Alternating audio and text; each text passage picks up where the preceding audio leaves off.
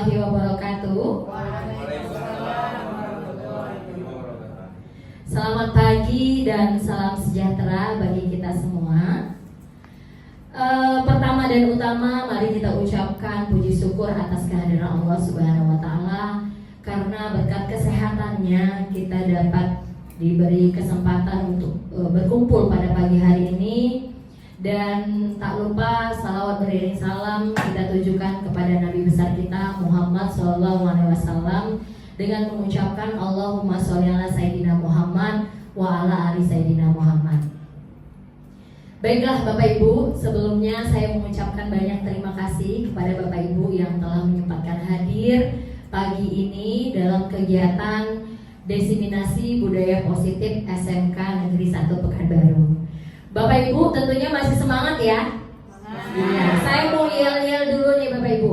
Kalau saya bilang SMK Negeri 1 Pekanbaru luar biasa, gitu ya. Siap Bapak Ibu? Jangan ditonjok Bu Petia Pak. Oke Bapak Ibu ya. SMK Negeri 1 Pekanbaru luar biasa. Sekali lagi, SMK Negeri 1 Pekanbaru luar biasa. Tepuk tangan untuk kita semua Bapak Ibu. Baiklah Bapak Ibu, mungkin langsung saja ya Bapak Ibu ya. Kesempatan pada pagi hari ini saya akan mendesiminasikan tentang modul 1.4 budaya positif. Namun sebelumnya saya ucapkan selamat datang Bapak Ibu guru hebat. Mari belajar bersama, berkolaborasi dan saling mendukung demi mewujudkan disiplin positif di sekolah yang sangat kita cintai ini. Nah, kita refleksi dulu nih Bapak Ibu. Apa pentingnya menciptakan suasana positif di sekolah? Silakan. Pak Arman lah. Ya. Baik, assalamualaikum warahmatullahi wabarakatuh.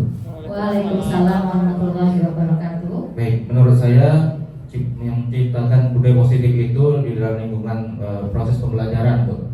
Bagaimana proses pembelajaran itu aman dan tentram di dalam kelas. Makanya terciptalah budaya positif di dalamnya. Jadi di dalam proses pembelajaran ya tenang kita kan. Nah, jadi aman dalam proses pembelajaran tersebut. Oke, terima kasih Pak Arman. Berarti penting ya Pak. Penting menciptakan suasana positif di sekolah biar kita merasakan aman. Oke, terima kasih. Ada Bapak Ibu yang lain? Selain aman apa ya Bapak Ibu ya? Agar semua orang berpikir positif. Iya, agar semua orang berpikir positif, agar kita juga merasakan sebuah kenyamanan. Ya Bapak Ibu ya, kalau nyaman tuh kita biasanya betah gitu ya. Oke, terima kasih. Nah, apa itu budaya positif ya? Budaya positif adalah kebiasaan-kebiasaan baik yang disepakati dan dijalankan secara bersama. Budaya positif menciptakan suasana pembelajaran yang aman, yang dikatakan oleh Pak Arman tadi ya, nyaman dan menyenangkan. Dan penerapan budaya positif di sekolah diperlukan tuntunan dan tauladan dari guru. Jadi ternyata kita adalah role modelnya ya Bapak Ibu ya. Kita yang memberikan tauladan ataupun contoh. Baiklah Bapak Ibu, dalam materi budaya positif ini ada konsep inti budaya positif itu ada 8. Yang pertama adalah pembelajaran paradigma ya, pembelajaran paradigma belajar. Disiplin positif, nilai-nilai kebajikan, kebutuhan dasar manusia, motivasi perilaku manusia, posisi kontrol, keyakinan kelas, dan yang terakhir adalah segitiga restitusi. Kita masuk ke yang pertama Bapak Ibu, pembelajaran paradigma baru. Nah, ini saya yakin dan percaya Bapak Ibu juga memahami yang sama dengan saya, bahwasannya menurut Ki Hajar Dewantara, pembelajaran itu berpusat pada murid atau student center ya, mengutamakan pembelajaran aktif, kolaboratif, dan kontekstual. Kemudian pendekatan pembelajarannya lebih menekankan pada interaksi, kreativitas, dan pemecahan masalah. Ya, di sini guru berperan sebagai fasilitator dan mengintegrasikan teknologi dan memanfaatkan berbagai sumber belajar. Ini kayaknya SMK Negeri 1 Pekanbaru udah melakukan ini ya, Bu ya. Alhamdulillah. Baik, kita lanjutkan ke disiplin positif. positif. Nah, disiplin positif ini merupakan salah satu cara penerapan disiplin yang bertujuan untuk menentukan kesadaran serta memberdayakan murid tanpa imbalan, penghargaan, ancaman atau hukuman. Coba deh Bapak Ibu, kita sama-sama review. Kira-kira selama ini kita memotivasi anak dalam disiplin positif, apakah erat kaitannya dengan penghargaan atau hukuman? Erat ya. Kadang di rumah pun kita, nah nanti begini ya, kalau kamu nanti begini, mama kasih ini, itu penghargaan, ya kan? Atau kadang-kadang, nah nanti kamu jangan main sepeda ya, nanti jatuh. Kalau jatuh awas ya, makin mama cubit, gitu ya kalau di rumah. Atau di sekolah mungkin contoh-contoh lainnya. Nah, jadi sebagai pendidik tujuan kita adalah menciptakan murid yang memiliki disiplin diri sehingga mereka berperilaku mengacu pada nilai-nilai kebaikan. Dan ternyata Bapak Ibu, ternyata disiplin tadi yang kita lakukan memberdayakan penghargaan dengan ancaman itu tidaklah tepat Bapak Ibu. Nanti kita akan lihat ya Bapak Ibu ya. Namun sebelumnya di sini ada contoh perbedaan disiplin biasa dengan disiplin positif. Kendali eksternal. Kalau disiplin biasa itu kendali eksternal. Jadi yang mengendalikan itu adalah orang luar. Jadi anak itu melakukan sesuatu itu karena orang lain. Namun kalau disiplin positif Bapak Ibu, anak itu melakukan sesuatu karena kendali internal, karena dirinya sendiri, ya. Kemudian kalau disiplin biasa ini mungkin dulu pernah kita lakukan, yaitu hukuman dan imbalan. Namun pada disiplin positif itu konsekuensi logis dan dukungan. Kok ini dukungan ya? Salah ini. Kemudian ada fokus pada perilaku. Kemudian kalau disiplin positif itu fokusnya pada motif di balik perilaku. Bapak Ibu pernah nggak kita kadang-kadang di saat anak melakukan kesalahan, kita langsung marah-marah tanpa kita bertanya kenapa sih itu bisa terjadi? Pernah ya Bapak Ibu ya, karena saya sendiri juga pernah begitu. Nah ternyata dalam penerapan disiplin positif kita harus fokus juga terhadap motif di balik perilaku. Seperti anak datang terlambat, kita biasa udah merepek kan, kamu ini datang ternyata pada saat kita fokus pada motif di balik perilaku, jangan-jangan kita menemukan sesuatu Bapak Ibu. Ternyata dia terlambat datang karena pagi-pagi mengantarkan ibunya dulu ke UGD, ya. Nah, ternyata yang tadinya kita harusnya marah, kita jadi berempati. Benar ya Bapak Ibu ya? Benar ya. Dan lain-lain. Nanti saya akan share slide ini kepada Bapak Ibu. Baik, selanjutnya adalah nilai-nilai kebajikan. Untuk nilai-nilai kebajikan ini Bapak Ibu ada beberapa versi. Ada dari Ibo Primary Years, kemudian ada keterampilan hidup dari Life Skill, dan profil pelajar Pancasila. Nah untuk pendidikan di Indonesia kita sudah diarahkan untuk nilai-nilai kebajikan itu menganut pada profil pelajar Pancasila. Di mana di dalam profil pelajar Pancasila itu ada beriman dan bertakwa, kemudian berkepentingan global, gotong royong, mandiri, kreatif, dan bernalar kritis. Ya ini acuan kita ya Bapak Ibu. Nah Bapak Ibu, berikutnya adalah 5 kebutuhan dasar manusia. Ternyata kebutuhan kita tuh ada 5 Bapak Ibu. Pertama, bertahan hidup. Di sini konsentrasinya pada kebutuhan makanan, pakaian, tempat tinggal, keamanan, dan kesehatan. Kemudian kita juga punya kebutuhan kasih sayang dan rasa diterima, ya, dipedulikan, kemudian kerjasama, menjadi bagian dalam sebuah kelompok. Dan kebutuhan yang ketiga adalah penguasaan. Ya, di dalamnya ada harga diri, keinginan untuk dianggap. Nah, ternyata Bapak Ibu, keinginan untuk dianggap ini menjadi sebuah kebutuhan. Berarti anak-anak kita juga butuh itu ya Bapak Ibu ya.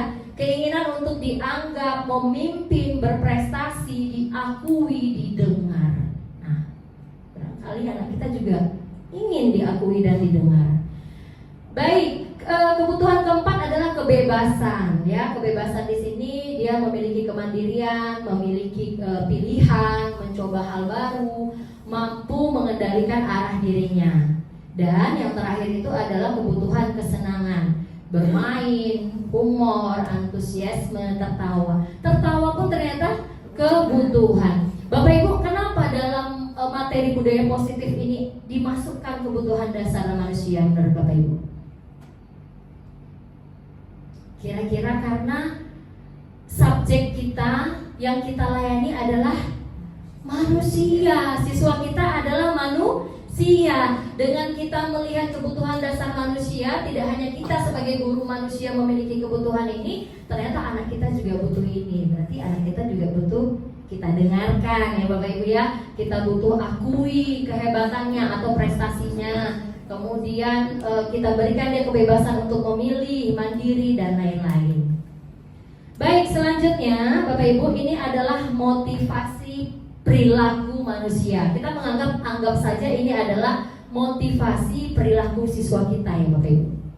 Nah, ternyata Bapak Ibu, motivasi merupakan dorongan yang timbul pada diri seseorang secara sadar atau tidak sadar untuk melakukan suatu tindakan dengan tujuan tertentu. Jadi ternyata yang namanya motivasi itu adalah timbul dari dalam diri. Itu ada 3 ya Bapak Ibu ya. Yang pertama, yang memotivasinya adalah karena menghindari ketidaknyamanan dan hukuman. Anak datang ke sekolah tepat pada waktunya, bisa jadi anak tersebut menghindari hukuman. Betul nggak Bapak Ibu? Betul, karena dia tahu kalau datang lewat dari 6.45 pasti berhadapan dengan guru piket. Kemudian menghadapi serangkaian di guru piket, kemudian dioper di guru BK, melibatkan wali kelas, ending-ending ke orang tua. Nah, kadang-kadang anak yang datang ke sekolah tepat pada waktunya bisa jadi mereka masuk ke dalam kategori anak yang termotivasi datang cepat karena menghindari hukuman. Ya Bapak Ibu ya, bisa. Kemudian karena dia takut dihukum begitu. Kemudian ada juga siswa termotivasi melakukan sesuatu karena ingin mendapat imbalan atau penghargaan. Aku pokoknya harus bisa nih karena aku mau dapat ini. Karena kata wali kelasku kalau aku rajin atau kalau aku bisa menyelesaikan tugas tepat waktu, aku dapat nilai tambahan 2 poin. Jadi dia kerjakan karena imbalan tadi, ya. Jadi kedua ini Bapak Ibu, motivasi yang tujuannya untuk menghindari ketidaknyamanan atau hukuman, atau motivasi hadir karena ingin mendapatkan imbalan, itu adalah motivasi ekstrinsik, motivasi dari luar. Dia lakukan karena takut hukuman, dia lakukan atau dia termotivasi karena imbalan. Itu berarti ekstrinsik. Namun yang bagus itu Bapak Ibu yang menjadi PR kita bersama, yaitu motivasi perilaku manusia ataupun siswa kita menghargai nilai-nilai kebajikan di diri sendiri.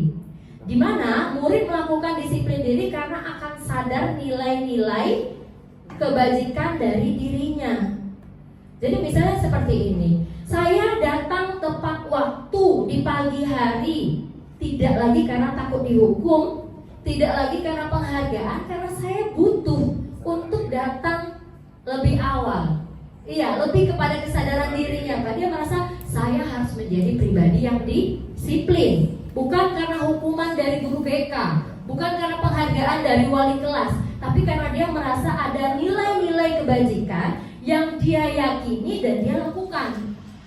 Begitu ya Bapak Ibu ya. Nah, apabila anak-anak kita Bapak Ibu, khususnya siswi SMK Negeri 1 Pekanbaru, melakukan segala sesuatu hal kebaikan, termotivasi karena menghargai nilai-nilai kebajikan diri sendiri, ini pertanda bahwasan ia sudah memiliki motivasi intrinsik. Sama seperti kita ya Bapak Ibu ya, guru, kita ingin mencapai sebuah prestasi di pekerjaan atau apa ya? Oh ya, yang baru-baru ini ditempel katanya di ruang Pak Pince, Bapak Ibu mungkin baca di grup. Pak Pince bertanya siapa yang memberikan pengumuman ini bahwasanya 1 hari tidak datang ada pemotongan TPP. Kemudian kalau 2 hari tidak datang, kalau saya nggak salah sertifikasi ya. 1 hari juga sertifikasi dihapus, 1 bulan nggak dibayar dan lain-lain. Nah, itu sebenarnya kan sifatnya adalah, kalau kita lihat itu adalah apa Bapak Ibu? Hukuman ya Bapak Ibu ya. Kalau nggak tertib ya, kalau nggak tertib, kalau nggak disiplin, ini loh Bapak Ibu harus dipotong pendapatan kita, TPP kita, sertifikasi kita gitu. Nah, berarti kita berpikir, oh ya berarti aku nggak boleh izin nih, ya?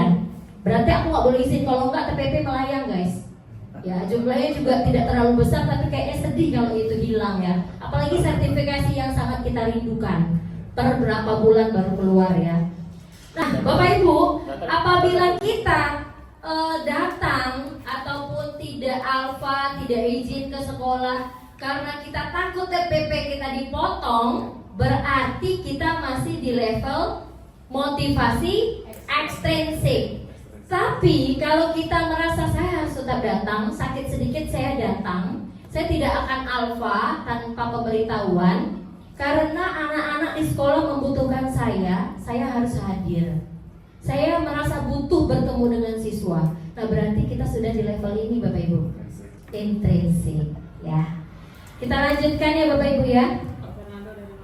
Nah ternyata Bapak Ibu, konsep disiplin dengan hukuman dan penghargaan ini adalah identitas gagal. Padahal kita selama ini mau support anak kita aja di rumah ya. Saya kan punya balita ya Bapak Ibu. Saya kadang-kadang menyuruh dia untuk melakukan sesuatu, saya iming-imingkan dengan sesuatu lainnya. Anak saya melakukan sesuatu hal, contoh, ayo nak tidurnya lebih cepat, besok mama atau bunda ajak ke playground. Kemudian anak saya tiba-tiba langsung naik ke tempat tidur, terus dia berupaya untuk tidur. Ya Bapak Ibu ya. Nah, ternyata pada saat pembelajaran modul 1.4 ini saya langsung introspeksi diri. Yang kita lakukan ke anak kita di rumah dan mungkin kita lakukan juga di anak kita yang di sekolah, ternyata adalah identitas yang gagal Bapak Ibu. Ya. Lalu bagaimana identitas suksesnya? Nah, seperti ini. Identitas sukses dalam konsep disiplin itu adalah konsekuensi dan restitusi. Apa itu konsekuensi? Konsekuensi itu Bapak Ibu penguatan ya, jangka pendek, terus perlu dimonitoring berkelanjutan, stimulus respon, murid menghormati peraturan, kemudian kehilangan waktu untuk merenungi kesalahan. Jadi konsekuensi itu Bapak Ibu sifatnya sesuatu yang sudah di-accept, diketahui oleh siswa. Jadi begini, misalnya kalau ia melakukan kesalahan, konsekuensinya apa? Bukan hukuman. Kalau hukuman Bapak Ibu biasanya kita buat tanpa persetujuan siswa ya Bapak Ibu. Nah, kalau konsekuensi itu ada kesepakatan antara kita guru dengan siswa dan sudah disepakati. Kemudian waktu berjalan tiba-tiba terjadi, kita ingatkan, baik nak, yang kamu lakukan ini konsekuensinya apa? Artinya diketahui oleh siswa. Kemudian di sini ada restitusi Bapak Ibu. Restitusi ini adalah murid bertanggung jawab untuk perilakunya, kemudian fokus pada pemecahan masalah, murid menghormati dirinya, kemudian teori kontrol, dan murid bersemangat memperbaiki kesalahan. Untuk ini restitusi itu ada pendalaman lagi ya Bapak Ibu ya setelah ini. Bagaimana melakukan restitusinya ada ya Bapak Ibu. Nah, mari kita refleksikan. Menurut Bapak Ibu, dari ketiga jenis motivasi yang disebutkan sebelumnya, motivasi manakah yang saat ini paling banyak mendasari perilaku siswa kita di SMK Negeri 1 Pekanbaru? Kemudian minta tolong dijelaskan. Menurut Bapak Ibu deh, Pak silakan Pak. Ya Pak Nando. Menurut Bapak di SMK 1 anak-anak motivasinya yang mana Pak? Menurut saya motivasi. Dipencet dulu Pak, dipencet dulu ya. Oke, silakan Pak. Menurut dari saya jenis motivasi anak yang sudah saya amati, saya observasi di SMK Negeri 1 sebenarnya sudah ada berdasarkan dari motivasi internal dari pribadinya untuk menjalankan kesepakatan yang telah disepakati oleh guru dan siswa dalam kelas. Tetapi masih ada beberapa anak masih takut karena kesepakatan itu, ya takut karena hukuman atau ancaman. Mungkin contohnya ada juga mungkin kita laksanakan kesepakatan kelas itu, misalnya dalam pembelajaran saya ketika tidak mengerjakan tugas itu nanti akan tambah tugasnya, tetapi tugasnya itu dikerjakan pada saat proses pembelajaran. Jadi ada bukan karena kesadaran diri mereka, tetapi karena aturan yang sedang. Karena hukuman ya Pak ya. Oke, baik, terima kasih. Boleh tepuk tangan dulu nggak Bapak Ibu untuk Pak Fernando? Jadi ternyata di sekolah kita SMK Negeri 1 Pekanbaru itu sebenarnya sudah ada banyak anak yang memiliki motivasi intrinsik. Tapi sebagian besarnya itu karena hukuman. Mereka nggak mau ribet dipanggil oleh guru BK, nggak mau ribet mendengarkan wali kelasnya berceramah, mungkin ngomel lah bahasa kita ya Bapak Ibu. Kemudian sampai-sampai melibatkan orang tua disuruh datang. Orang tua besok disuruh datang, hari ini orang tua sudah mulai merepet di rumah. Sampai besok, sampai orang tua yang pulang lagi dari sekolah, dia sudah bayangkan. Sehingga karena dia takut akan hukuman, ya udah mereka melakukan satu hal yang dapat menghindari itu ya Bapak Ibu. Baik Bapak Ibu, nah ini tidak kalah penting Bapak Ibu, yaitu mengenai 5 posisi kontrol. Nah dalam budaya positif itu dapat diwujudkan dengan 5 posisi kontrol yang harus dimiliki oleh seorang guru dalam merespon tindakan tidak disiplinnya anak. Ya, jadi ada 5 itu apa saja? Sebagai penghukum, guru sebagai penghukum, guru sebagai pembuat rasa bersalah, sebagai teman, sebagai pemantau, dan yang terakhir adalah sebagai manajer. Saya punya video Bapak Ibu, mari kita tonton bersama.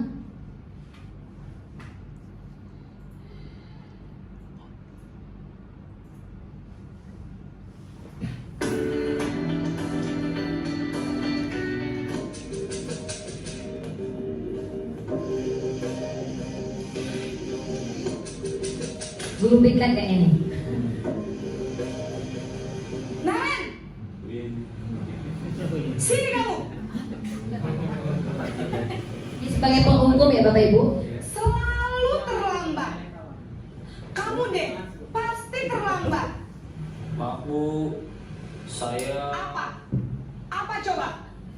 Alasan kamu apa lagi? Kapan sih kamu tidak terlambat? Malas sekali ya kamu jadi anak. saya Dasar pemalas. Gak kapok-kapok sih kamu. Sudah berapa kali terlambat? Digas terus ya.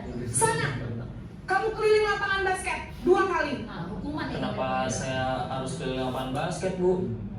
Kenapa? Kamu melawan ibu? Berani-beraninya jawab. Sudah terlambat, masih berani jawab pula. Sekarang, keliling lapangan basket 5 kali sekalian. Biar kapok. Cepat. Pergi sana ke lapangan basket. Oke, sebagai penghukum ya Bapak Ibu. Berikutnya posisi pembuat merasa bersalah.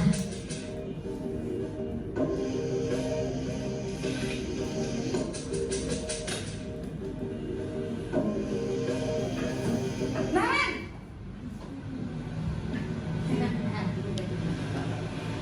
Selamat pagi Bu. Naren. Kamu kenapa terlambat lagi, nak?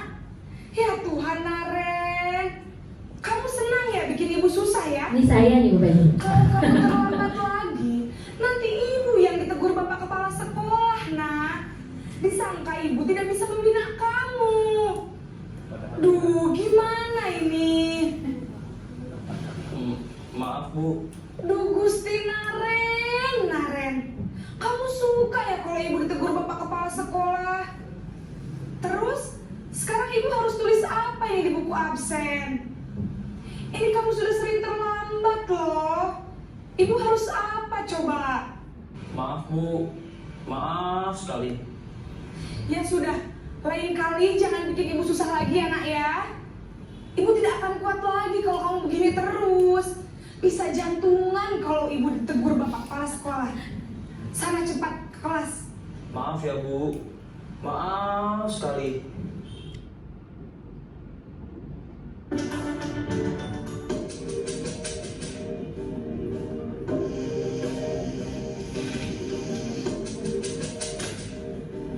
Teman ya Bapak Ibu ya, teman tadi ya.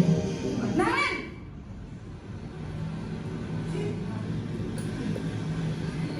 Selamat pagi Bu. wah, sudah jam berapa ini nak? Terlambat lagi ya sayang.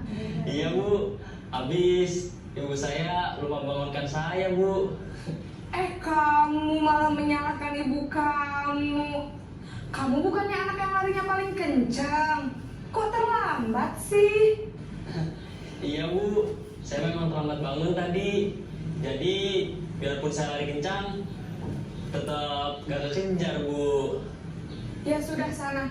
Nanti lain kali larinya lebih kencang lagi ya. Biar gak terlambat lagi. Bikin seneng ibu. Demi ibu. Bisa kan? Bisa lah Bu.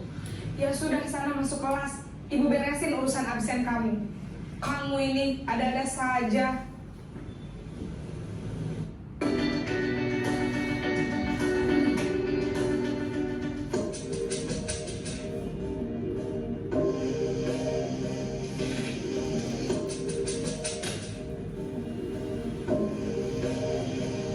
Naren!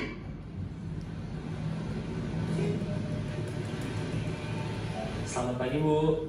Naren, apa peraturan sekolah kita tentang jam berapa kita harus masuk sekolah, nak? Kita harus di sekolah jam 7 Bu. Iya betul, sekarang sudah jam 7.20. Naren sudah tahu konsekuensinya jika terlambat hadir. Paham Bu, saya harus tinggal kelas pas jam istirahat selama 20 menit. Iya benar, konsekuensinya demikian. Jadi nanti jam 9.30 pas istirahat, kamu harus tinggal di kelas, kerjakan tugas tambahan untuk ketertinggalan kamu, ya? Baik Bu. Baik, ini yang terakhir Bapak Ibu.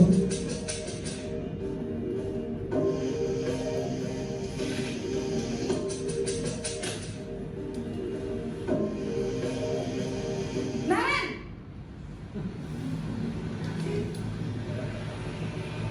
Selamat pagi Bu. Selamat pagi Naren. Maaf Bu, saya terlambat. Iya, sekolah masuknya jam 7, sekarang sudah jam 7.20. Jadi sekarang bagaimana ini Naren? Maaf Bu, saya lupa setel alarm saya semalam.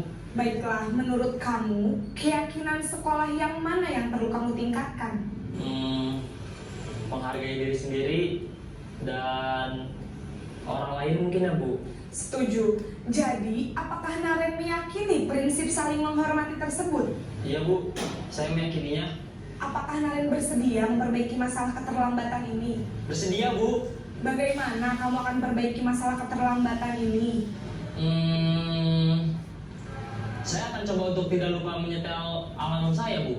Baik, kalau Naren lupa menyetel alarm di rumah, ada orang yang kira-kira bisa bantu mengingatkan tidak? Ada Bu, kata saya, Kak Emma. Ada lagi selain Kak Emma? Selain Kak Emma, ada ibu saya. Baik, jadi yang mengingatkan Naren adalah Kak Emma dan ibu kamu ya? Kira-kira akan mulai start alarm kapan nih Naren? Setelah pulang sekolah, akan segera saya lakukan. Baik, jadi Naren akan setel alarm untuk bangun besok pagi dan akan diingatkan oleh kakak dan ibunda Naren ya. Ada lagi yang mungkin perlu dilakukan Naren agar tidak terlambat bangun lagi? Tidak ada Bu. Baik Naren, terima kasih untuk kerjasama kamu. Sekarang kamu perlu kembali ke kelas untuk belajar. Baik Bu, terima kasih. Oke, baiklah, tepuk tangan dulu dong Bapak Ibu. Kasihan ya, Naren dipanggil-panggil terus ya. Nah, kira-kira nih Bapak Ibu, dari video tadi kita ada di posisi mana ya Bapak Ibu? Hah? Someday sebagai teman, pernah ya Pak sebagai teman? Sebagai penghukum pernah nggak Pak? Enggak. Saya pernah Pak.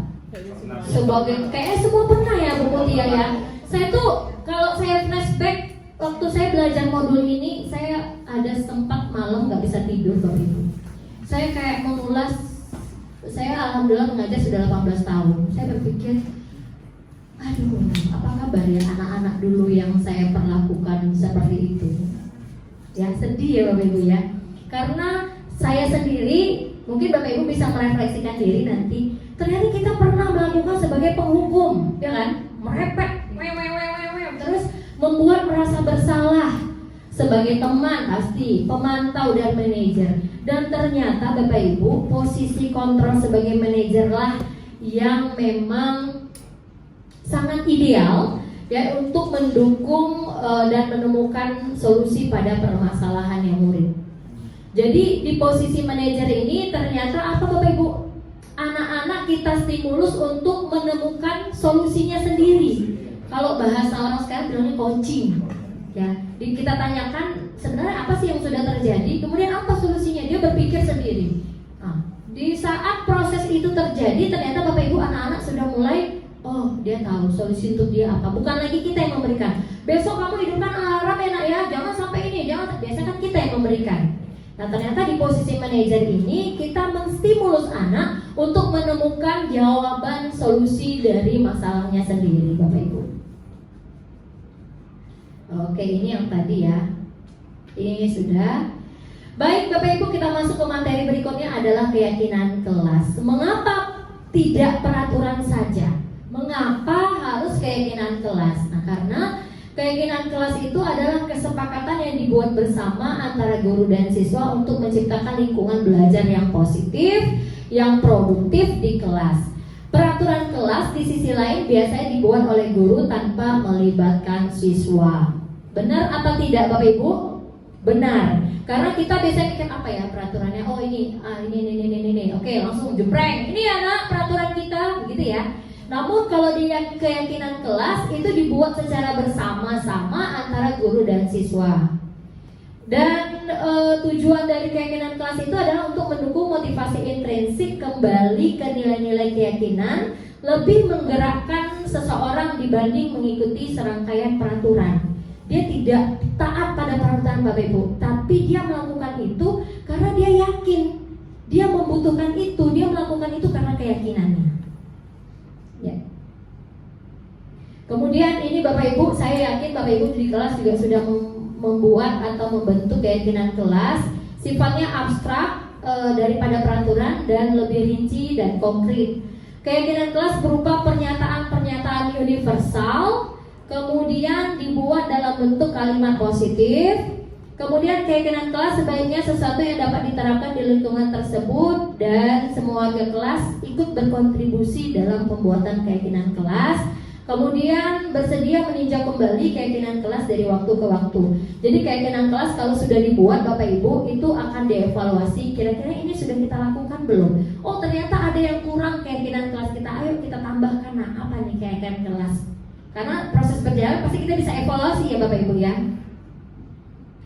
Ini langkah-langkahnya mempersiapkan warga kelas mungkin ya untuk mencurahkan pendapat, mengubah kalimat negatif ke kalimat positif, kemudian meninjau keyakinan kelas yang telah tersusun dan mengelompokkannya. Karena biasanya anak-anak pasti sarannya dalam membuat keyakinan kelas itu sama, jadi kita kelompokkan aja yang sama-sama, kita ambil satu. Kemudian siswa melakukan penandatanganan kesepakatan dan yang terakhir keyakinan itu ditempelkan di kelas. Ya. Baik Bapak Ibu, izinkan saya menayangkan sebuah video keyakinan kelas yang sudah saya buat di kelas 12 perhotelan ya, kelasnya Memeli. Oke, begini Bapak Ibu. Assalamualaikum warahmatullahi wabarakatuh. Waalaikumsalam warahmatullahi wabarakatuh. Good morning everybody. Good morning. Baik, terima kasih. Bagaimana kabar kalian nak pada pagi hari ini, sehat? Alhamdulillah luar biasa. Oke, yes, mantap. Allahu Akbar. Jangan lupa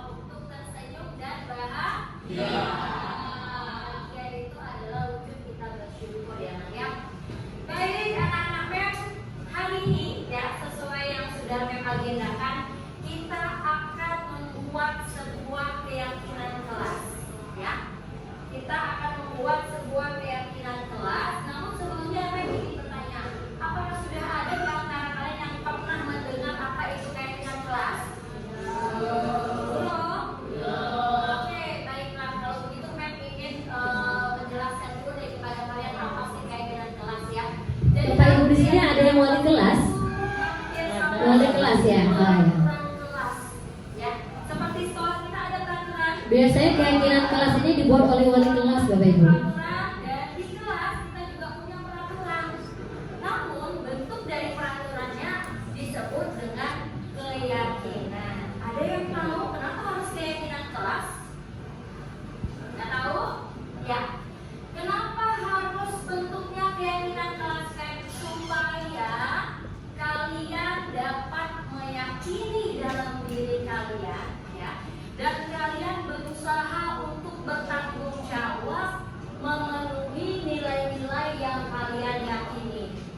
Seperti itu.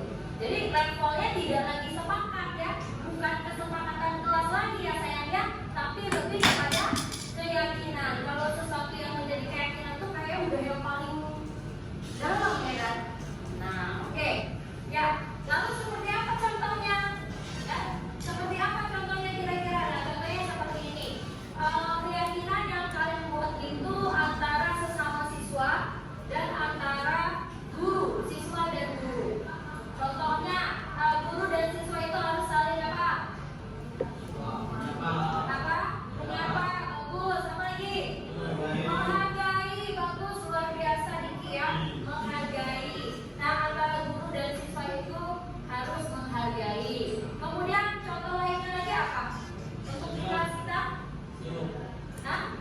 Kelas kita harus apa nih? Bersih. Berarti tidak boleh buang sampah ya? Nah, akan tetapi dalam sebuah keyakinan kelas akan kita buat dalam bentuk kalimat positif, sehingga kita harus menghindari kata-kata dilarang atau tidak boleh, ya. Kalimat positif seperti apa, Mem? Tadi kalian bilang tidak buang sampah sembarangan karena kelas kita sudah bersih. Oke, berarti kalimat positifnya?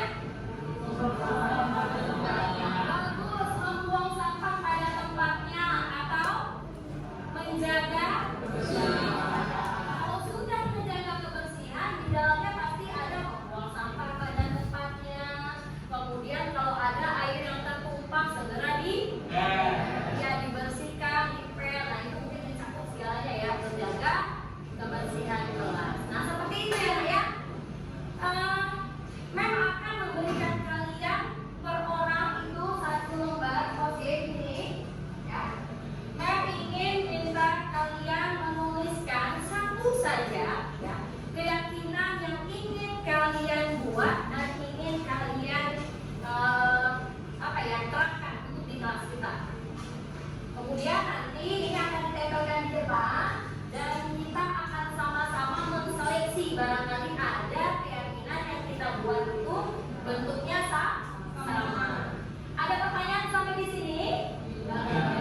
Oke, baiklah. Jadi kira-kira keyakinan kelas itu penting nggak? Penting, supaya kita punya komitmen bertanggung jawab untuk mentaati keyakinan yang sudah kita buat. Baiklah, kalau gitu tidak ada pertanyaan, Mem akan membagikan ini. Ya.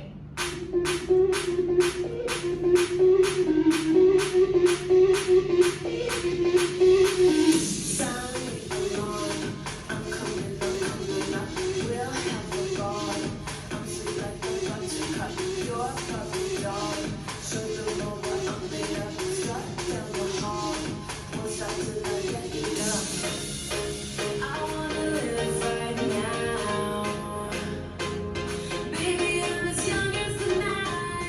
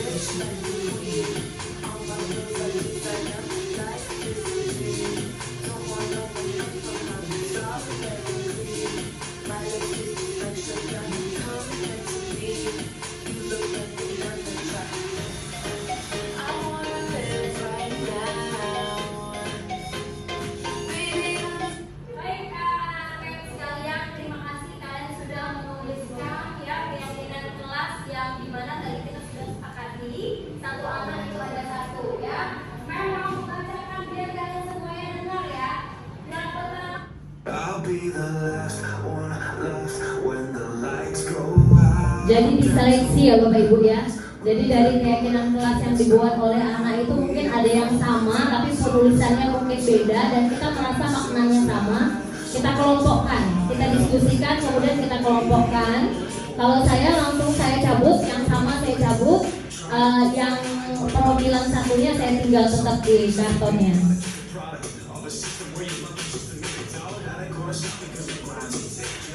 Ini kita bacakan Bapak Ibu, biar yang tahu cuma tidak hanya kita yang membaca, tapi anak-anak yang lain juga mendengar apa sih yang udah dibuat.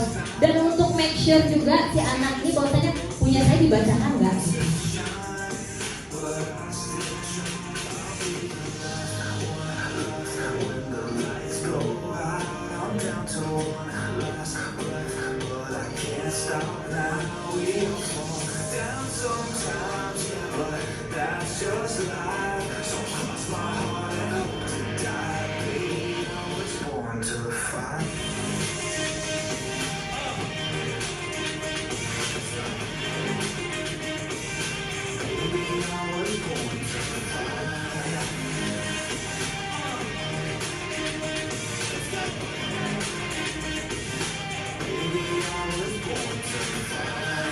Oke, ini dia hasilnya Bapak Ibu. Oke, baiklah anak-anak MEM semuanya. Tadi kita secara bersama-sama telah menseleksi yang mana keyakinannya yang sama ya. Sehingga kita sudah dapatkan perwakilan dari keyakinan yang kita buat ya. Dan yang samanya sudah kita ambil. Kan akan bacakan untuk kalian ketahui ya.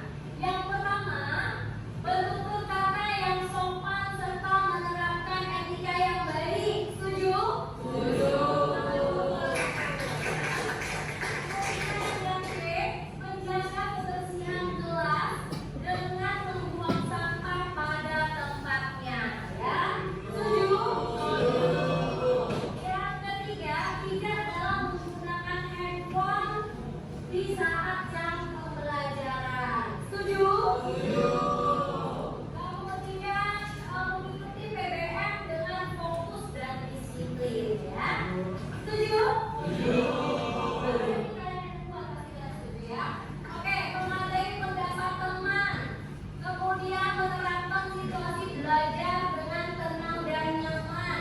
Kemudian yang terakhir, berani bertanggung jawab atas apa yang dilakukan ya. Ada berapa? Itu 7. Tepuk tangan dulu dong. Nah, anak-anak semuanya, ini adalah keyakinan yang kita buat bersama. Ini lahir dari hati nurani kalian ya. Keyakinan kelas ini akan kita letakkan di sini untuk kalian yakini dan kalian terapkan. Ya, sepakat? Sepakat. Baik. Sebagai bentuk kesepakatan kita atas keyakinan yang telah kita buat, maka MEM akan meminta tanda tangan kalian ya, tanda tangan kesepakatan dari keyakinan kelas yang telah dibuat. Oke, setuju? Setuju. Terima kasih ya, siapkan dulu. Nah ini Bapak Ibu, di akhir kita mintaan tanda tangan. Setiap anak menandatangani bukti bahwa ia mensepakati dari keyakinan kelas yang telah dibuat. Tadi dari banyak, dari 31 ya kalau nggak salah ya. Yang MMN, 30 berapa anak kita MMN? 33. Kemudian setelah dialokasikan dapatnya 7. Jadi memang untuk keyakinan kelas sebisa mungkin jangan terlalu banyak ya Bapak Ibu, supaya anak-anaknya ingat. Nah. Baiklah anak-anak, terima kasih ya dengan keyakinan kelas. Ini terakhir saya mintakan ketua kelas untuk tanda tangan sebagai wujud kita menghargai ketua kelas.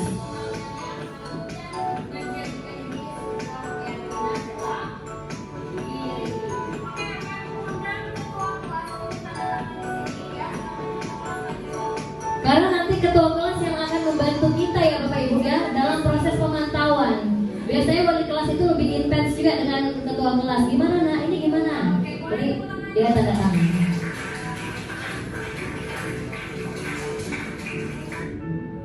Oke, inilah rangkaian dari praktek saya membuat keyakinan kelas di kelas 12 perhotelan. Ini adalah bukti keyakinan kelas yang telah ditandatangan, dan ini adalah yang mereka buat. Ini tidak kita rubah Bapak Ibu, biar mereka ingat mereka lah yang menulisnya.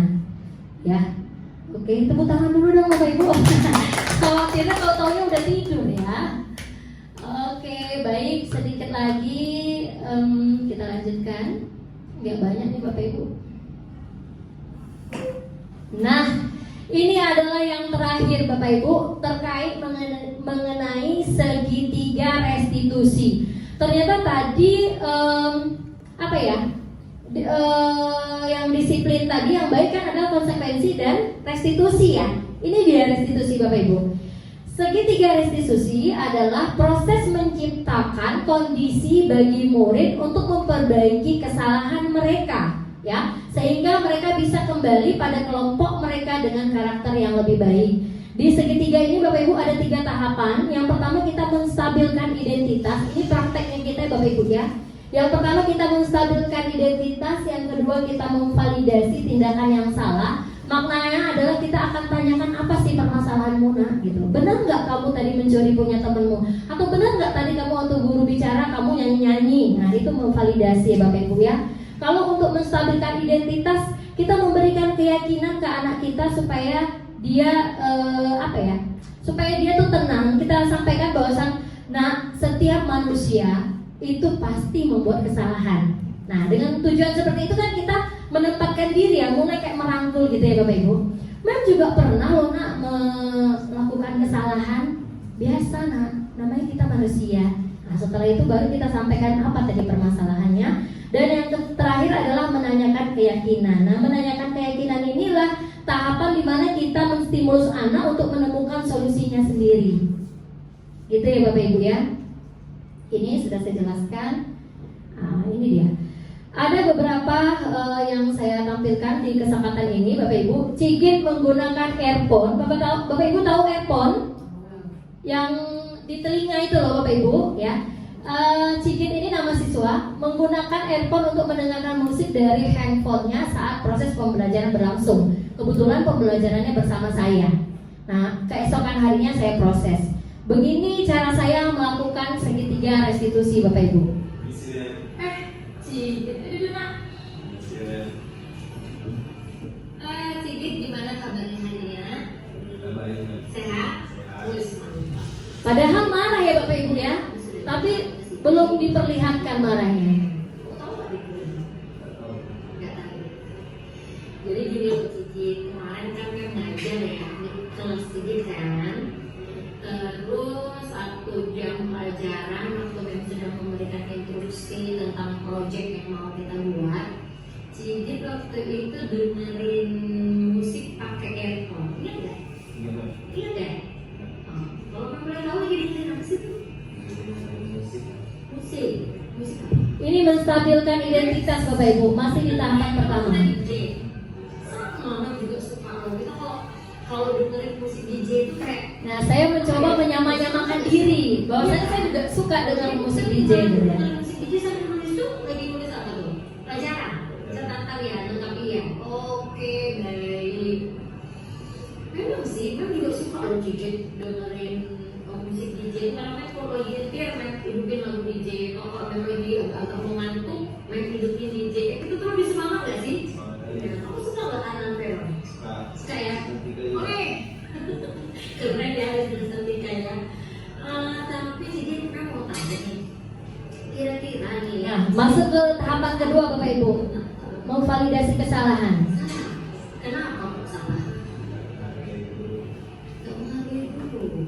Terus apa yang terjadi pada saat Cigit dengerin ini terus di kelas guru memberikan instruksi? Terus? Oh jadi kamu gak dengar kan ngomong apa? Siapa yang bikin? Oke, ya, jadi Cigit gak dengar nih, tiba-tiba disuruh aja ya, dengar kelompok ya. Terus Cigit mungkin, apa weh, disuruh apa gitu ya?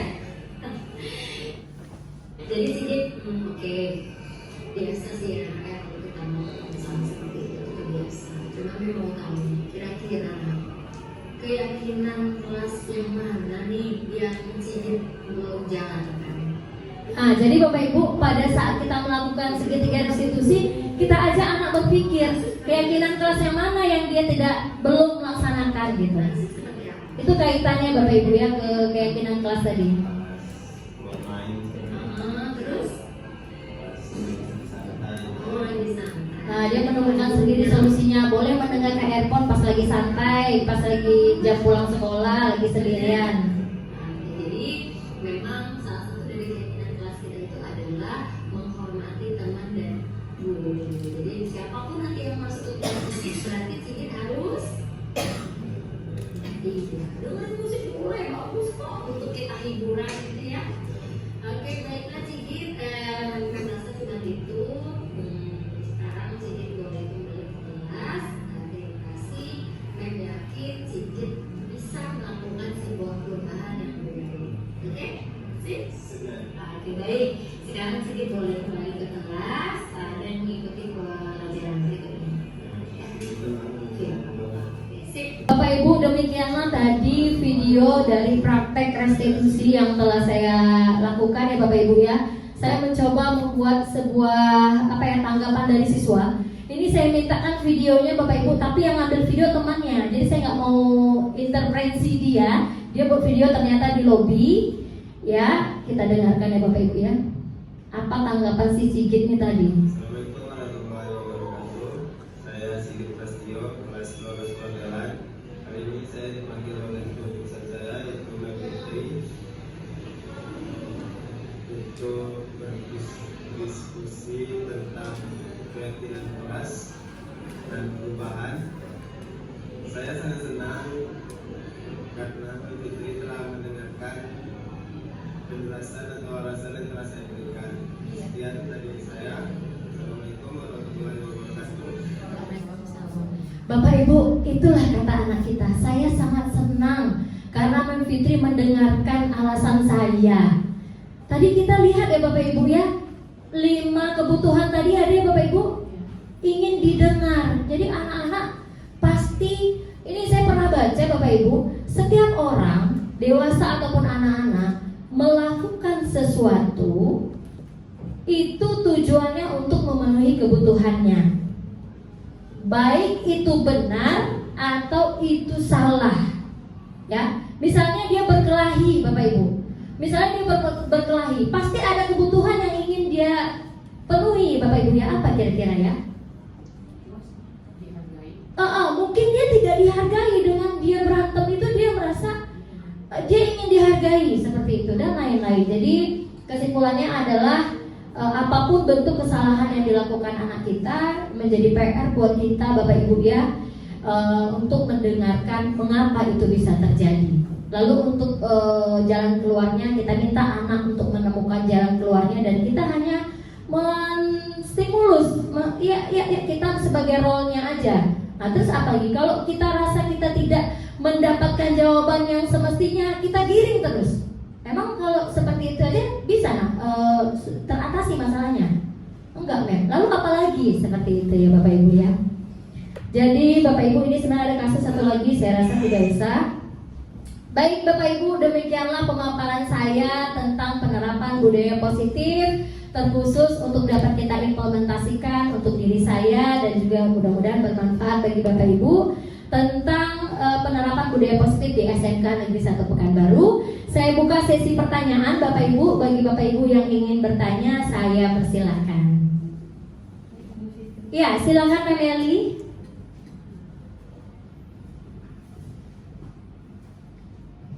Assalamualaikum warahmatullahi wabarakatuh. Waalaikumsalam.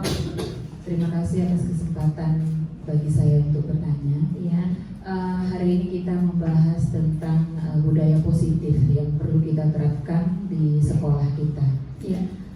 Yang kita ketahui, Mbak Fitri, bahwasanya kita ini juga merupakan generasi yang sudah terbentuk dengan bermacam-macam punishment.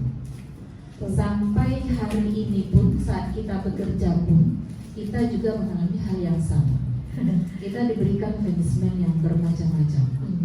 Nah, tentu secara tidak sadar kita menerapkan itu kepada siswa kita. Yep. Nah, Dengan melihat penjelasan dari awal hingga akhir tentang diseminasi budaya positif ini, benar banyak sekali kesalahan yang sudah kita lakukan. Dan kalau boleh menangis, saya mau menangis sekarang. Iya, iya. Saya merinding ya dengan Mem Eli. Tepuk tangan dulu dong Bapak Ibu untuk Mem Eli ya. Namun untuk penerapan ini tentunya akan ada tantangan bagi sekolah kita dalam penerapannya. Nah, apa tantangan yang harus kita tantangan yang bagi kita untuk menerapkan ini di sekolah kita nantinya? Iya, itu saja mungkin. Iya, terima kasih Mem Eli. Waalaikumsalam warahmatullahi wabarakatuh.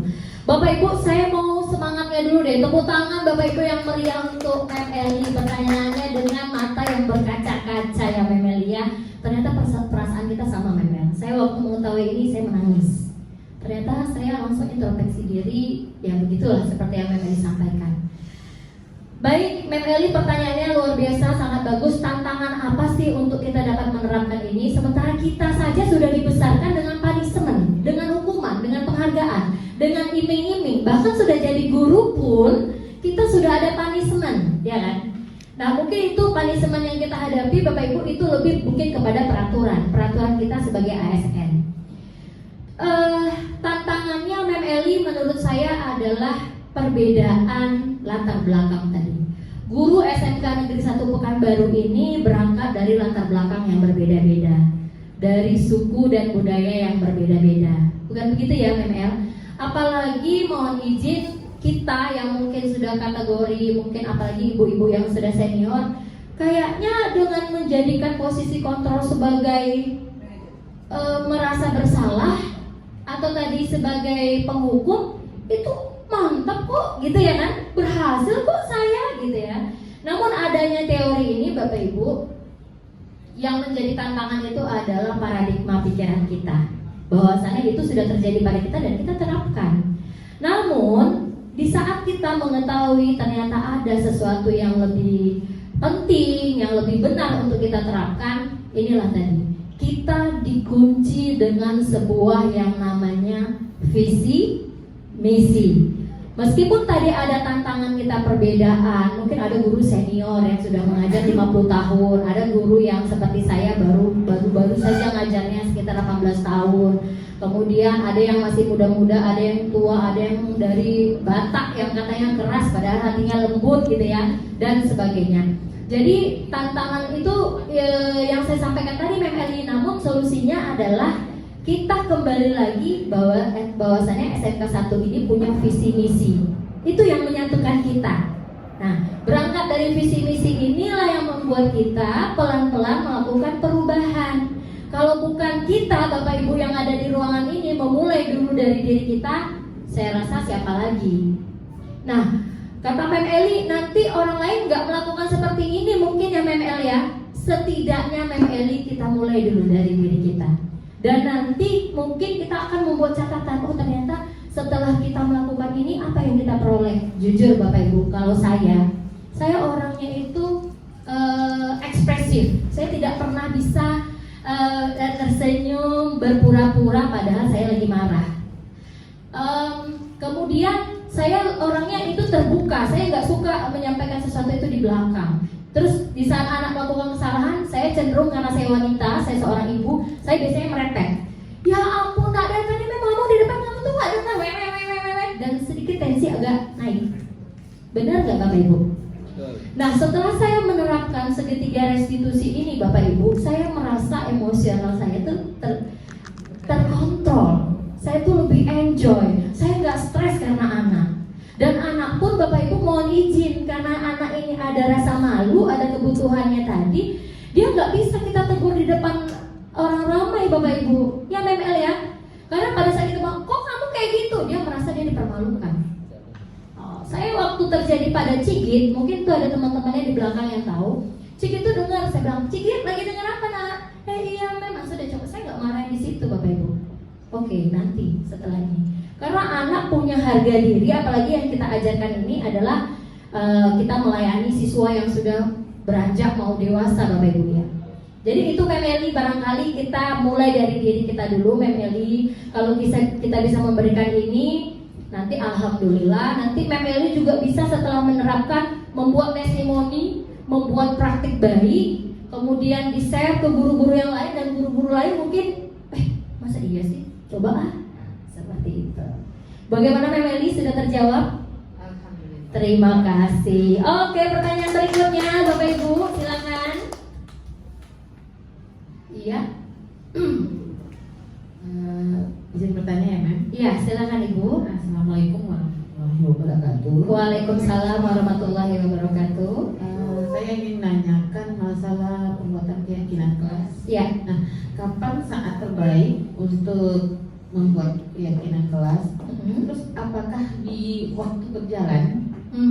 Berkemungkinan kan terjadi hal-hal yang baru gitu ya. Mungkin di awal belum nampak ya, belum ini. Nah, apakah keyakinan kelas itu boleh dirubah ya di pertengahan gitu ya, atau bagaimana?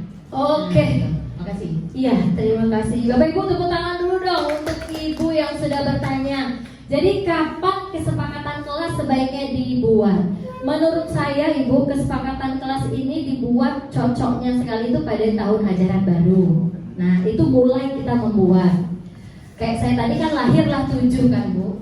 Nah, waktu berjalan tentu kita sebagai wali kelas dan mungkin sebagai guru di kelas yang bertanggung jawab di kelas itu, kita dapat informasi nih dari guru-guru yang mengajar di kelas. Mem Eli, anaknya masih begini. Berarti kita catat, oh berarti keyakinan kelas ini belum nih, anak ini belum terapkan. Itu jadi catatan kita. Atau sebaliknya, Mem Eli luar biasa loh kelasnya Mem Eli, anaknya sekarang udah tertib loh ini. Oh berarti anak-anak saya sudah menerapkan. Berarti ada evaluasi ya Ibu ya. Nah, kalaulah Ibu menganggap di pertengahan jalan, kan nggak mungkin ya Bu, sebulan atau 2 bulan Ibu lakukan evaluasi, ternyata alhamdulillah anak-anak ini sudah sudah menerapkan dan benar-benar sudah meyakini 7 hal tadi yang sudah dibuat, Ibu boleh tambah. Oh ternyata ini ada yang tertinggal loh, nah kita boleh tambah Bu. Tapi sebisa mungkin jangan dikurang gitu. Jadi kalau bisa ditambah, atau kita carikan waktu, karena di sekolah kita selalu ada kegiatan pendampingan wali kelas. Barangkali ini bisa Ibu jadikan momen di evaluasi dan refleksi. Nah, setelah 2 bulan 3 bulan ini, menurut kalian mana nih keyakinan kelas yang masih sering kita abaikan atau belum kita terapkan? Kenapa? Apa masalahnya? Nah seperti itu. Ya. Oke ya Bu, terjawab Ibu. Baik, terima kasih ya Bu. Satu pertanyaan lagi mungkin, silakan. Ya, silakan Pak Arman. Assalamualaikum warahmatullahi wabarakatuh. Izin ya Bu. Iya. Jadi begini Bu, kami kan guru BK. Iya. Nah, jadi kalau guru BK ini apakah kami harus mengikuti aja dari aturan keyakinan kelas dari wali kelas? Iya. Nah, begitu. Jadi misalnya kalau ada siswa yang melanggar aturan, itu pastilah kami akan melapor kepada wali kelasnya langsung ya. Iya, Nah, betul. begitu.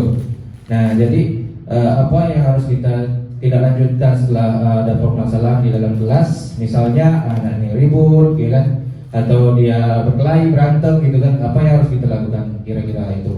Ya, terima Iya. kasih. Terima kasih Bapak Ibu. Tepuk tangan untuk Pak Arman, karena Pak Arman ini guru BK ya Pak ya. Bagus sekali Pak. Kalaulah Bapak menemui anak-anak yang bermasalah tadi di kelas, Bapak juga mungkin boleh melihat keyakinan kelas yang sudah dibuat. Bapak bisa merujuknya ke situ. Loh kok berantem nak? Berarti keyakinan kelas apa yang menghakimi Pak? Ya kenapa begitu? Namun Bapak Ibu perlu kita ketahui juga, sekolah juga punya keyakinan. Ada keyakinan sekolah, ada keyakinan kelas. Jadi Pak Arman boleh berdasarkan keyakinan sekolah, andaikan pelanggaran yang dibuat itu sifatnya umum mungkin, dan mungkin tidak terjadi di kelas. Seperti itu Pak. Nah, alangkah baiknya juga guru BK juga menerapkan ini tadi, segitiga restitusi ya Pak ya, supaya mungkin menurut saya nih Pak, mohon izin, supaya anak-anak merasa ada chemistry nih dengan BK. BK itu bukan image-nya mau marah-marah, mau menghukum, tapi memang kalau dalam hati mereka ini bestie nih. Saya bisa leluasa menyampaikan isi hati saya. Bapak ini tidak akan ngejas saya nih, tidak akan memarah-marahi saya dan mempermalukan saya. Nah, jadi untuk membangun itu barangkali Pak, saya rasa tidak hanya kami sebagai guru dan juga wali kelas, ketua jurusan, di BK juga bagus ya untuk diterapkan supaya anak lebih, saya rasa anak lebih terbuka, lebih merubah image-nya tentang BK. BK ini bukan ruang masalah. Mau pergi curhat boleh ke BK. Saya suka sama Pak Arman tuh, saya mau curhat, saya ngerti Bapak tuh perasaan saya. Seperti itu Pak Arman ya. Jadi kalau di sekolah kita punya keyakinan keyakinan sekolah, dan kalau di kelas kita punya keyakinan kelas. Nah ada satu lagi nih Bapak Ibu, ada yang namanya keyakinan belajar. Kayak mana kalau guru yang masuk udah buat pula keyakinan lagi. Nah itu namanya bukan keyakinan kelas Bapak Ibu, tapi keyakinan belajar. Misalnya gurunya bilang, nah apa keyakinan belajar kita hari ini? Oke, tidak izin pada saat mem sedang bicara gini, tidak ada yang izin. Nah seperti itu. Tapi alangkah baiknya pada saat kita masuk Bapak Ibu ke kelas-kelas yang sudah memiliki keyakinan kelas, kita sebagai seorang guru menyesuaikan dengan keyakinan kelas yang sudah ada di kelas tersebut. Begitu Bapak Ibu. Ya, makanya dia akan ditempel. Jadi alangkah baiknya pas kita masuk kita intip ke Bapak Ibu, oke, keyakinannya gini, oke, sip. Nanti pada saat proses berjalan kita tahu, dan kita bisa juga kalau mungkin nggak sempat kita melakukan segitiga restitusi, kita bisa titipkan informasi ini ke wali kelasnya. Mem Eli ternyata tadi si Cicit begini. Nanti Mem Eli akan menindaklanjuti sebagai wali kelas. Itu saja mungkin barangkali Bapak Ibu. Saya mengucapkan terima kasih karena waktu kita yang terbatas dalam kegiatan diseminasi budaya positif di SMK Negeri 1 Pekanbaru. Saya mohon maaf Bapak Ibu apabila dalam proses penyampaian ini ada yang kurang pas, mungkin contohnya juga tidak begitu pas. Saya mohon maaf karena kekurangan adalah milik saya dan yang sempurna hanya Allah Subhanahu wa taala. Sekian dari saya Bapak Ibu. Assalamualaikum warahmatullahi wabarakatuh.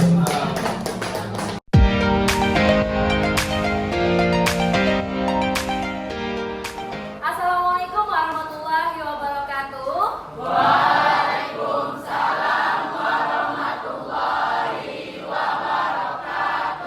Good morning everybody.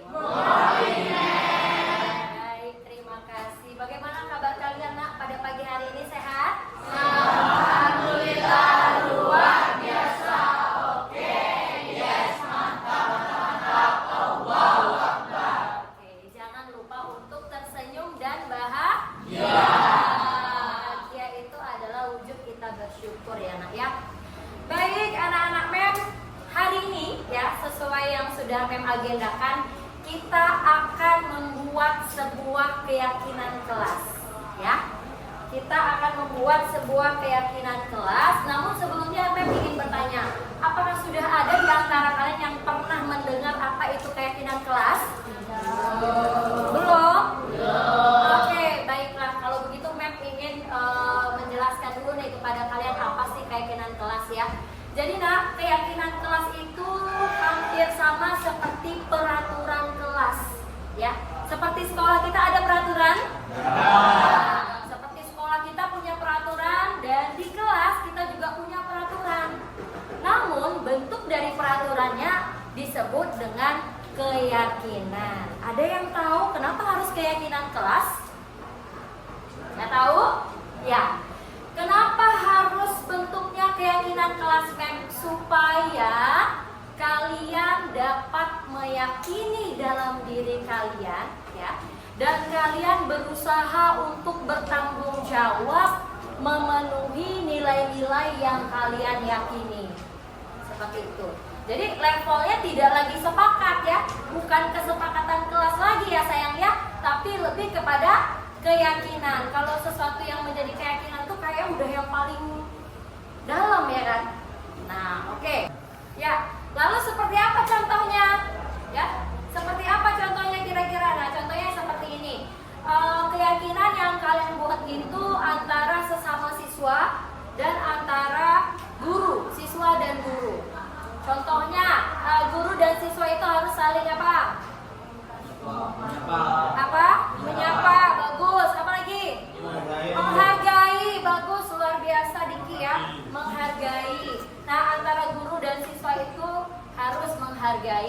Kemudian contoh lainnya lagi apa? Untuk di kelas kita? Hah? Kelas kita harus apa nih? Bersih. Berarti tidak boleh buang sampah ya? Akan tetapi dalam sebuah keyakinan kelas akan kita buat dalam bentuk kalimat positif, sehingga kita harus menghindari kata-kata dilarang atau tidak boleh, ya. Kalimat positif seperti apa, Mem? Tadi kalian bilang tidak buang sampah sembarangan karena kelas kita sudah bersih. Oke, berarti kalimat positifnya? Bagus, membuang sampah pada tempatnya atau menjaga Kalau sudah menjaga kebersihan, di dalamnya pasti ada membuang sampah pada tempatnya.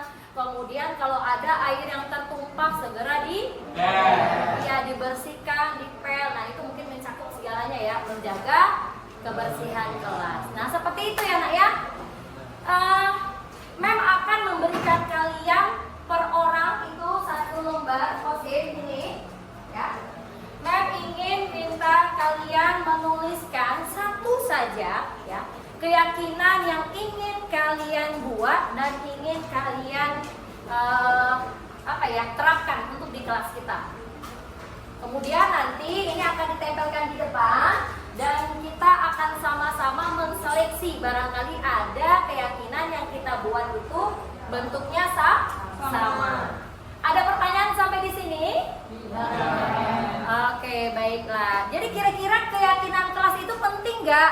Penting supaya kita punya komitmen bertanggung jawab untuk mentaati keyakinan yang sudah kita buat. Baiklah, kalau gitu tidak ada pertanyaan, Mem akan membagikan ini.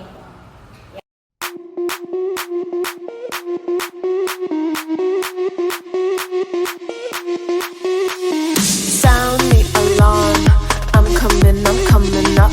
We'll have a ball. I'm sweet like a buttercup. You're Barbie doll. Show them all what I'm made of. Strut down the hall. Won't stop till I get enough. I wanna live right now. Baby, I'm as young as the night. I wanna dance right now. On the floor, I feel so alive. Don't stop, turn it up. Don't stop, turn it up. Don't stop, turn it up. Don't stop, turn it up. Don't stop, turn it up. Sound the alarm. I'm coming up. We're going hard. Pour some more into my cup. Sparkling star. Crystal glitter all over. Get in my car. Let's go to my favorite club. Rich like a queen. All my clothes are designer. Life is a dream. Don't wanna wake up from her. Strawberry cream. My lips taste just like sugar. Come head to me. You look like an amateur. I wanna live right now. Baby, I'm a... Baik, anak-anak Mem sekalian, terima kasih kalian sudah menuliskan ya keyakinan kelas yang dimana tadi kita sudah sepakati. Satu anak itu ada satu ya. Mem mau membacakan biar kalian semuanya dengar ya. Yang pertama, I'll be the last one left when the lights go out. I'm down to one last breath, but I can't stop now. We all fall down sometimes, yeah, but that's just life. So cross my heart and hope to die. Baby, I was born to fight the fear when I feel like dying. I'm trying to fly high, but I'm not a pilot, can't deny it. There's some days I feel idiotic, just a product of a system where you're lucky just to make a dollar. That ain't gonna stop me cause my grind's contagious. I'll do what it takes to turn passion to paychecks. And if I go down, I'ma do it on my terms. And every single problem brings a lesson that I learned. The darkest nights, when things seem so broken, it's hard to shine, but I still try. I'll be the last one left when the lights go out. I'm down to one last breath, but I can't stop now. We all fall down sometimes, yeah, but that's just life. So cross my heart and hope to die. Baby, I was born born to fight. That's right. Baby, I was born to fight. Let's go. Baby, I was born to fight. Time to be yourself down the Oke, baiklah anak-anak MEM semuanya. Tadi kita secara bersama-sama telah menseleksi yang mana keyakinannya yang sama ya. Sehingga kita sudah dapatkan perwakilan dari keyakinan yang kita buat ya. Dan yang samanya sudah kita ambil. MEM akan bacakan untuk kalian ketahui ya. Yang pertama, bertutur kata yang sopan serta menerapkan etika yang baik. Setuju? Setuju.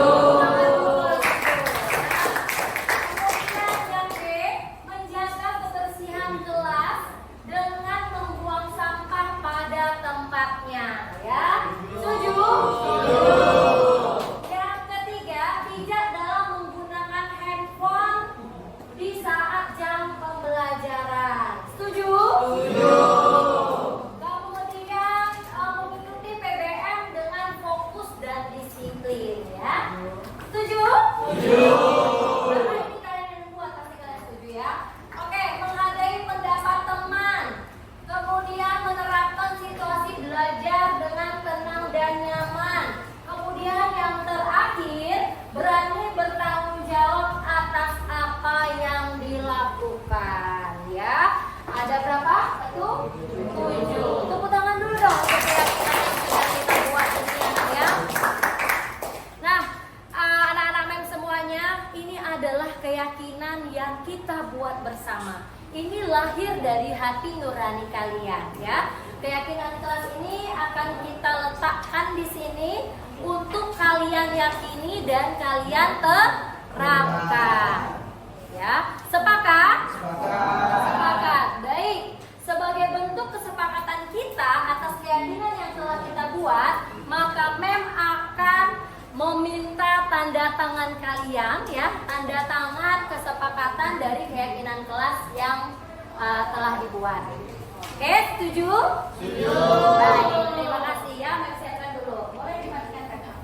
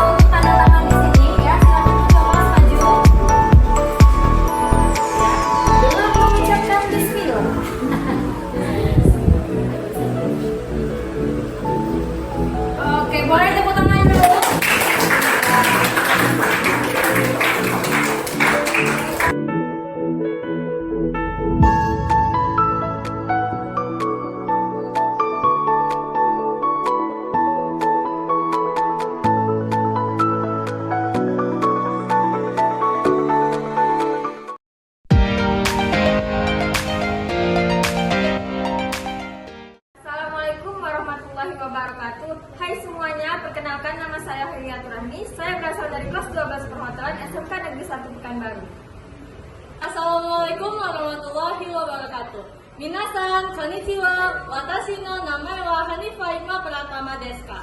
Saya berasal dari SMK Negeri 1 Pekanbaru, kelas 12 Perhotelan. Hello everyone, nama saya Dinanda Juliani. Saya berasal dari SMK Negeri 1 Pekanbaru, jurusan Perhotelan. Assalamualaikum warahmatullahi wabarakatuh. Halo semuanya, perkenalkan nama saya Gaisa Putra dari kelas 12 Perhotelan. Halo semuanya, Assalamualaikum warahmatullahi wabarakatuh. Perkenalkan nama saya Ridho Aziz dari kelas 12 Perhotelan.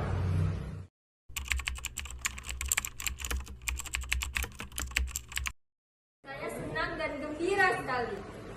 Pastinya sangat senang dan gembira sekali sih. Wah, saya rasanya sangat excited banget sih. Dan saya semangat, senang, dan mantap. Sangat senang.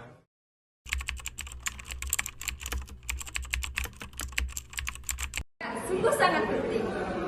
Tas kani teknologi ya des, pastinya sangat penting dong. Wah, penting dong. For sangat penting. Penting sekali.